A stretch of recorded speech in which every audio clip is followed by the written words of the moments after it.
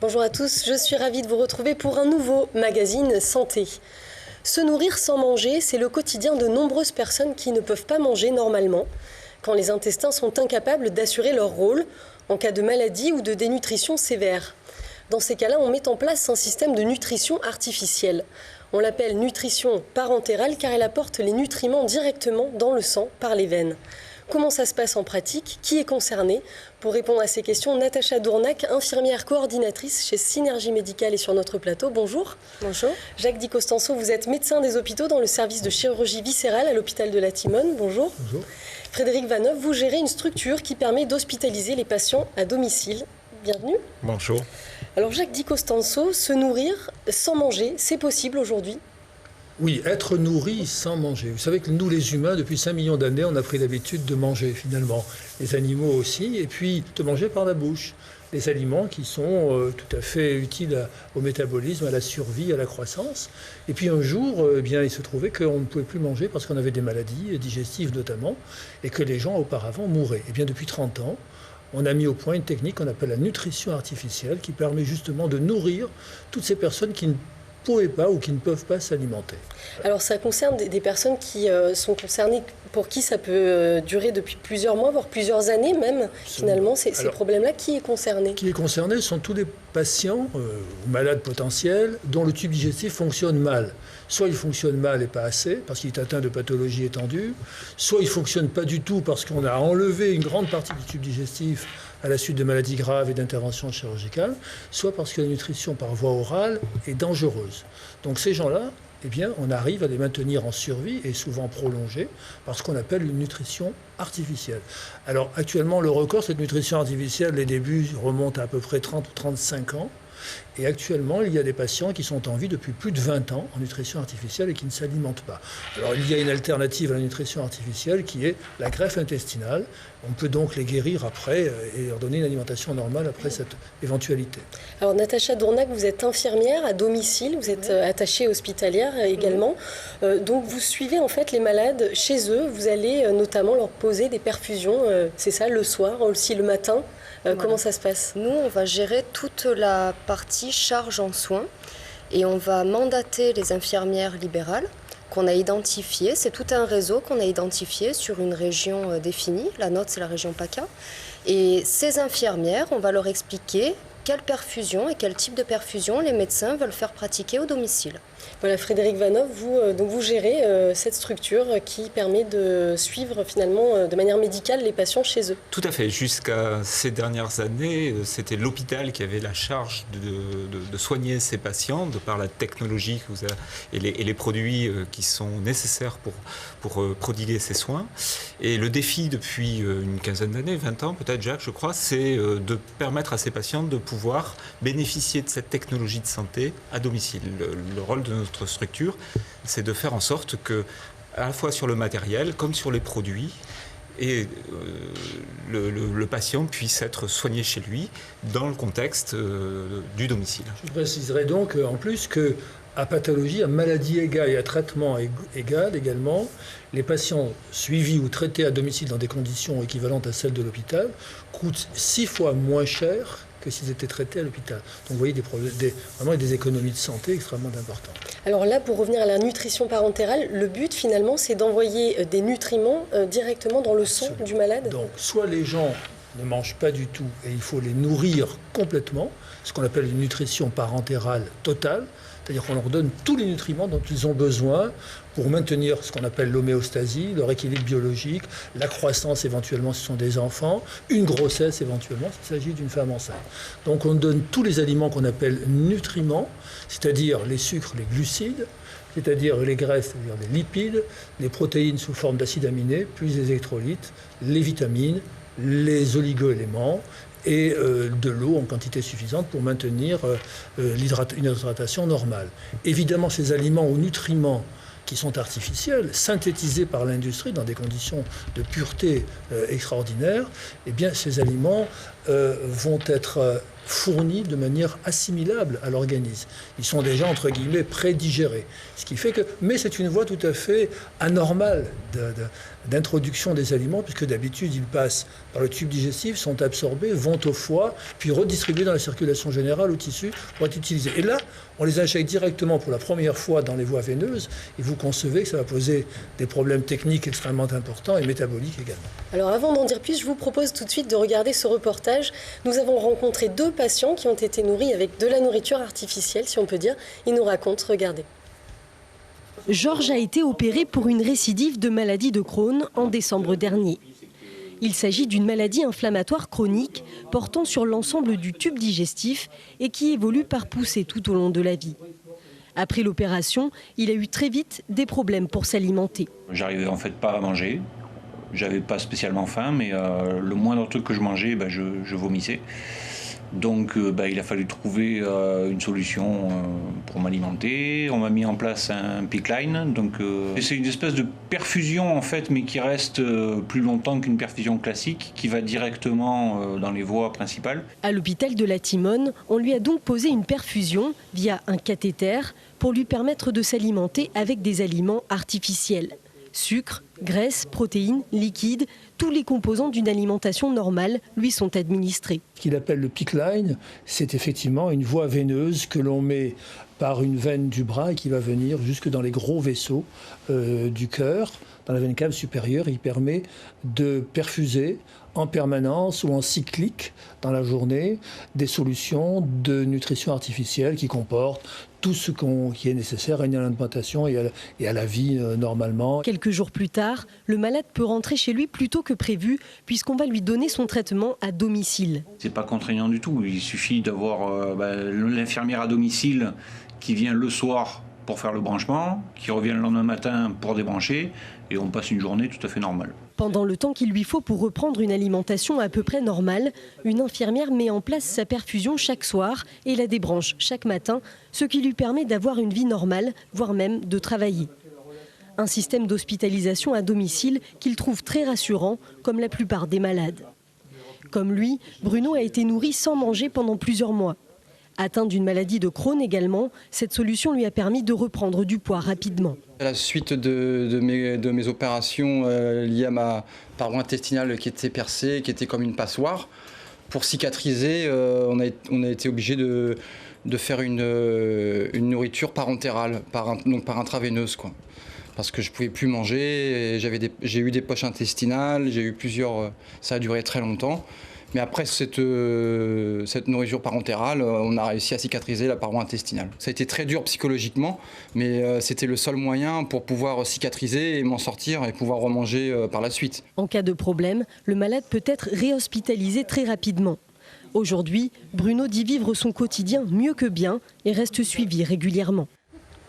Alors la nutrition parentérale, ça dure combien de temps finalement en général, Jacques Di Costanzo ?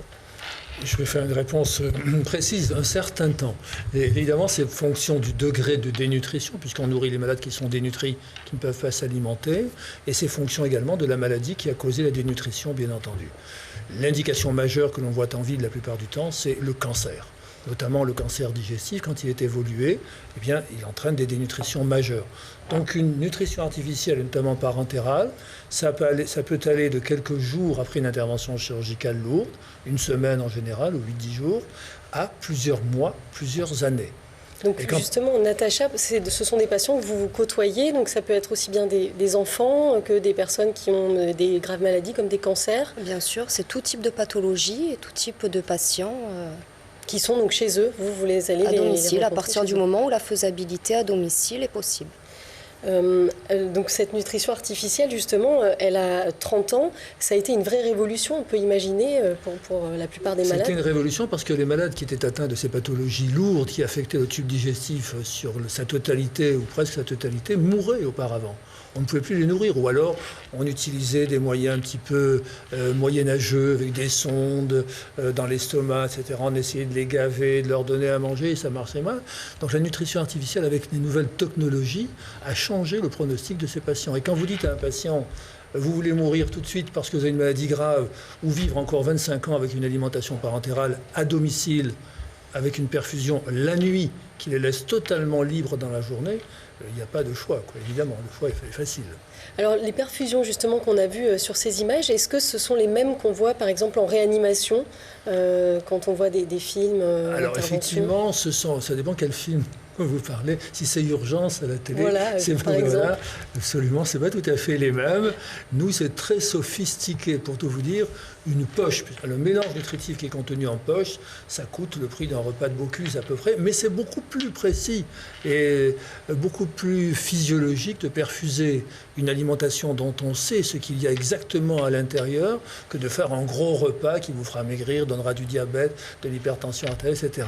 Donc ce sont des procédés très sophistiqués et depuis qu'on a inventé les mélanges nutritifs qu'on appelle all-in-one, tout en un, tous les ingrédients, les nutriments sont dans une seule poche que l'on va passer la nuit chez le patient, en cyclique grâce à une pompe à débit continu, ou bien au cours de la journée lorsqu'il ne peut pas supporter le cyclique nocturne. Alors Frédéric Vanoff, justement, qui compose les perfusions des patients? Je crois que vous travaillez avec notamment des pharmaciens chez qui vous allez vous approvisionner par ces perfusions. Est-ce que vous pouvez nous expliquer un peu? Alors pour répondre à votre question précisément, qui compose? Ce sont les laboratoires pharmaceutiques qui ont l'agrément pour pouvoir produire ces médicaments. Ce sont des médicaments qui ont une AMM, une autorisation de mise sur le marché, et qui répondent aux critères rigoureux de notre ministère de la Santé. Ensuite, comment est-ce que cela fonctionne? Pour la deuxième partie de votre question, effectivement, notre rôle consiste à organiser et faire en sorte que le patient qui se retrouve chez lui n'ait rien à faire d'autre qu'à s'occuper de lui-même et surtout pas de sa maladie et de l'organisation d'aller chercher le médicament chez son pharmacien, car les produits aujourd'hui, sous le contrôle du docteur Jacques Di Costanzo, sont bien évidemment disponibles en pharmacie d'officine. Donc notre rôle consiste en fait à nous mettre en relation avec l'ensemble des professionnels de santé du patient, c'est-à-dire ses infirmières libérales, son pharmacien, son médecin traitant, sous le regard et le contrôle de l'hôpital et notamment du docteur Jacques Di Costanzo, et d'organiser ces perfusions à domicile en allant chercher les produits à la pharmacie du patient. Alors qu'est-ce que ça change pour un patient d'être à domicile? On imagine qu'il y a des tas d'avantages, un confort peut-être de soins, Natacha? C'est un confort, retrouver son contexte familial aussi. Un côté plus pratique pour les proches de ne pas avoir à se déplacer à l'hôpital, et d'assurer tout ça dans la même sécurité qu'à l'hôpital. Donc les gens sont plus apaisés. Effectivement, on peut dire la réinsertion sociale, d'une part, outre les économies de santé dont je parlais tout à l'heure, et puis la possibilité pour ces patients de travailler, de reprendre leur travail dans de très bonnes conditions. Ça, justement, il y a beaucoup de patients qui travaillent. Absolument, j'ai plusieurs infirmières, je leur en sais gré, des hôpitaux qui ont été sous nutrition parentérale et cyclique nocturne, qui sont encore en nutrition parentérale la nuit chez elles et qui travaillent dans la journée. Normalement. Le jeune homme que vous avez interviewé, l'un des patients, les deux patients que vous avez interviewés, lui continuait son activité, il fait du skateboard et il continuait son activité professionnelle tout en étant perfusé chez lui, soit la nuit, soit parfois même le jour, avec un système de sac à dos, et il part avec sa perfusion sur le dos. Oui, donc ça c'est un vrai avantage aujourd'hui pour de nombreux patients. C'est quelque chose que vous ne pouvez pas imaginer bien évidemment à l'hôpital, où les patients restent à l'hôpital. À partir du moment où le patient est éligible à domicile, bien évidemment sous le contrôle des médecins, on met, nous, à disposition l'ensemble du matériel pour leur permettre de se réinsérer socialement dans un confort, une sécurité et une approche psychologique. Alors, il est évident que la nutrition artificielle ne s'applique pas qu'aux malades qui sont à domicile. Il n'y a qu'une petite partie de ces malades qui peuvent bénéficier d'une hospitalisation à domicile. Ça, c'est le plus, si on peut dire. Voilà. Mais la plupart des patients en nutrition artificielle sont hospitalisés parce qu'on ne le sait pas assez, 70% des patients ou des malades qui rentrent à l'hôpital sont dénutris du fait d'une maladie grave. Donc il y a un organisme à l'hôpital qu'on appelle le CLAN, qui permet de dépister la dénutrition dès l'entrée du malade et de mettre en route une prise en charge nutritionnelle tout à fait adaptée au type de dénutrition et au type de maladie. Par exemple, les maladies les plus courantes, là on a parlé de la maladie de Crohn, par exemple. Dans un service de chirurgie viscérale, ce sont les interventions sur le côlon, sur le pancréas, sur le foie, sur le rectum, qui sont des interventions de chirurgie lourdes, et ces malades sont en général dénutris. Donc on a pris l'habitude de les nourrir avant l'intervention et après l'intervention, parce que l'intervention constituant une agression va aggraver la dénutrition préopératoire. Donc vous voyez que l'assistance nutritionnelle ou la nutrition artificielle permet de préparer un malade à la chirurgie digestive, lourde notamment, et à d'autres types de chirurgie, bien entendu. Alors est-ce qu'il y a des gens qui ne tolèrent pas cette manière de s'alimenter, pour qui ça peut avoir des effets secondaires compliqués? Effectivement, j'ai dit tout à l'heure qu'on avait pris l'habitude depuis 5 millions d'années et plus peut-être de s'alimenter par la bouche. Donc il y a une vieille habitude pour les humains, c'est d'avaler des choses, quelquefois n'importe quoi, et d'en être malade, et de faire en sorte que le tube digestif marche. Et là, tout d'un coup, depuis 30 ans, on a pris l'habitude de nourrir ces mêmes personnes par les veines, ce qui est une voie tout à fait anormale. Vous comprenez? Donc il a fallu que les nutriments soient extrêmement purs, que leur fabrication extrêmement sophistiquée pour qu'il n'y ait pas d'effets secondaires, notamment au niveau des organes cibles, le principal et le premier organe cible étant le foie. Et puis après, les autres organes qu'il y a autour. L'organisme n'a pas l'habitude de métaboliser ces corps étrangers que sont les aliments artificiels. Donc effectivement, vous concevez qu'il y a des complications ou des effets secondaires, les premiers étant métaboliques, avec un retentissement sur la volémie, sur les électrolytes, mais ça c'est très... on peut le corriger rapidement, mais surtout sur le foie, qui est l'organe qui va recevoir les aliments en priorité et qui va avoir des difficultés à les métaboliser lorsqu'on en a en grande quantité. Du coup, on préconise quoi? Un traitement en plus de la perfusion? Non, on fait attention parce qu'on sait à partir de quel seuil de nutrition artificielle, de concentration de certains nutriments, notamment du glucose et des acides aminés, il y a ou il n'y a pas une complication hépatique. De toute façon, ces complications hépatiques sont réversibles. Il y a aussi d'autres types de complications, un peu plus rares, mais qui sont aussi ennuyeuses, comme les complications liées au cathéter. Le cathéter, donc, qui est ce qui permet de réaliser un petit peu le branchement, si on peut dire, de la perfusion. Un petit tuyau que l'on met dans la veine, qui va aller en voie centrale, c'est-à-dire dans une veine, une grosse veine du cou, qui va aller près du cœur, et qui permet de perfuser chez le patient des solutions nutritives extrêmement concentrées.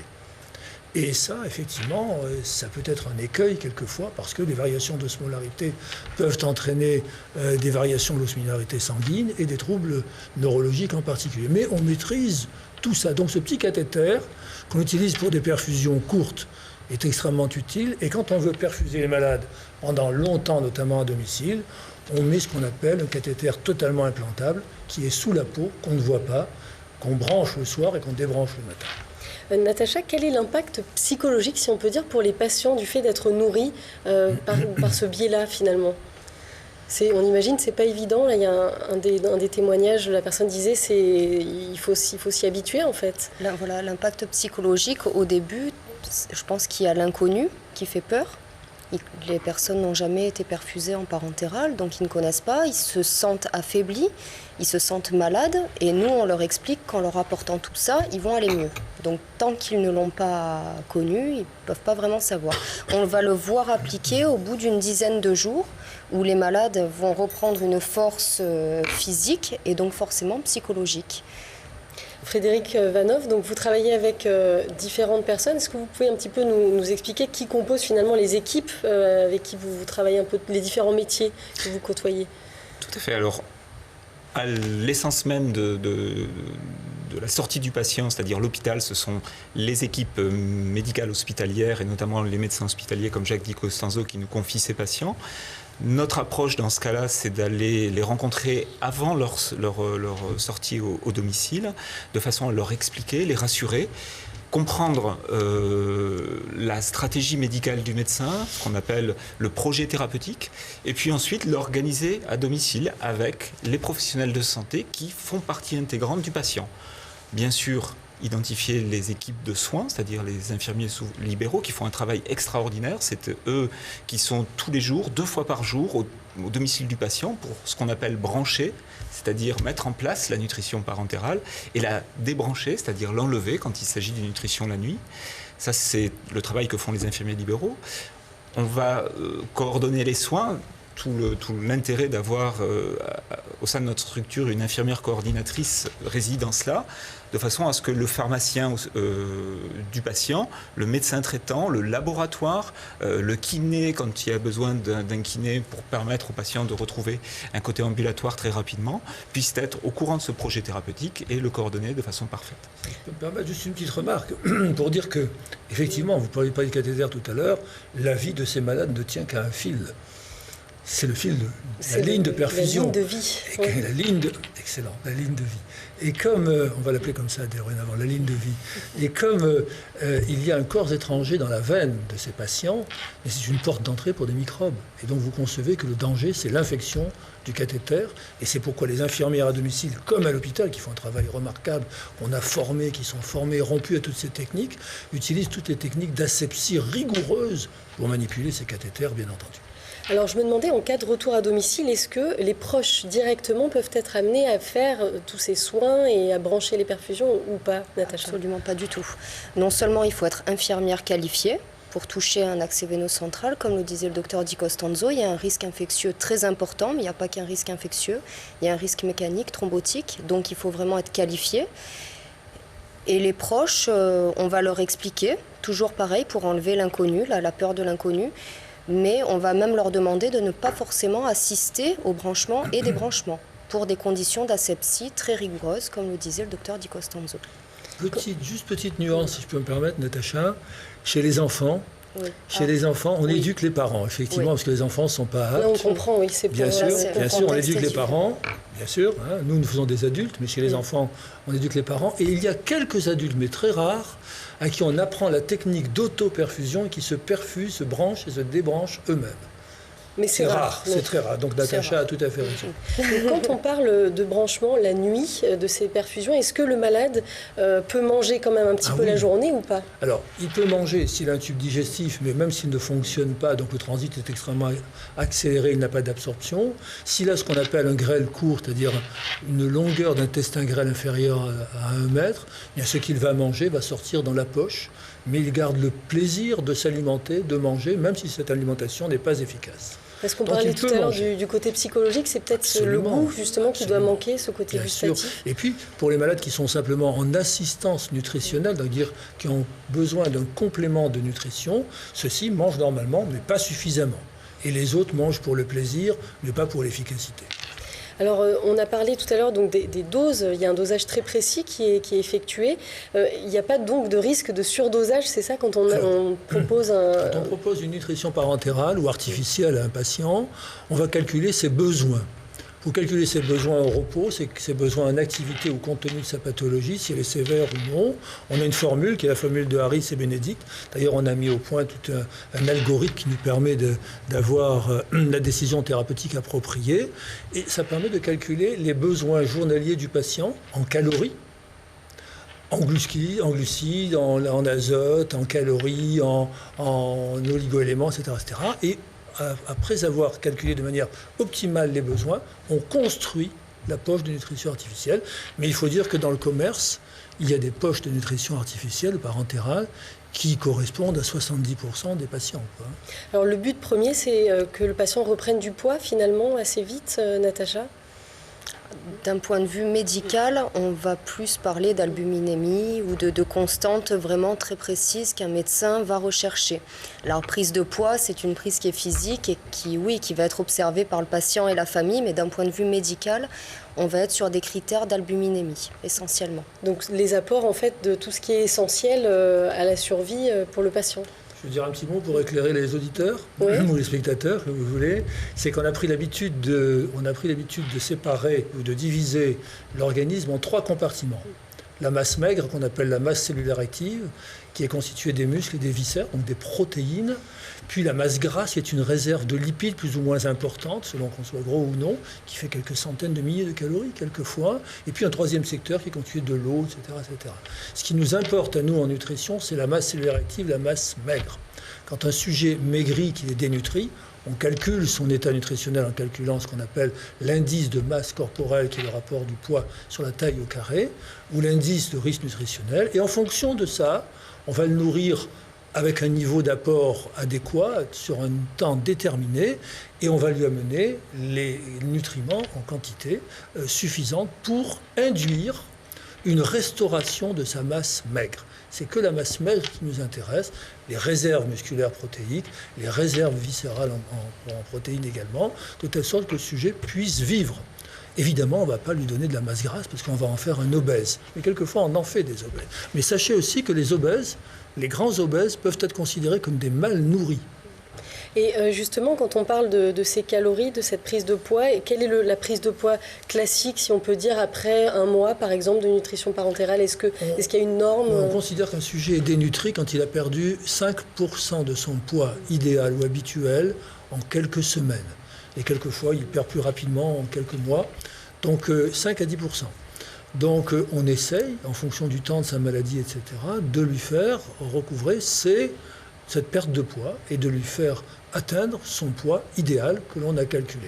Ça peut prendre, si la pathologie est aiguë et agressive, ça peut prendre des semaines ou des mois. Si la pathologie est chronique et pas trop méchante, ça peut prendre quelques semaines.